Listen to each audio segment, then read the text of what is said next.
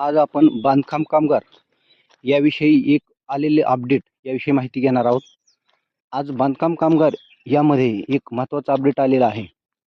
ज्या लोकांनी गेल्या आठवड्यात ऑनलाईन अर्ज केले होते, तो रिन्युअल असो या नवीन अर्ज असो, या दोन्ही अर्जामध्ये एक इम्प्रोप्रिएट असा सर्वांना टेक्स्ट मेसेज गेलेला आहे.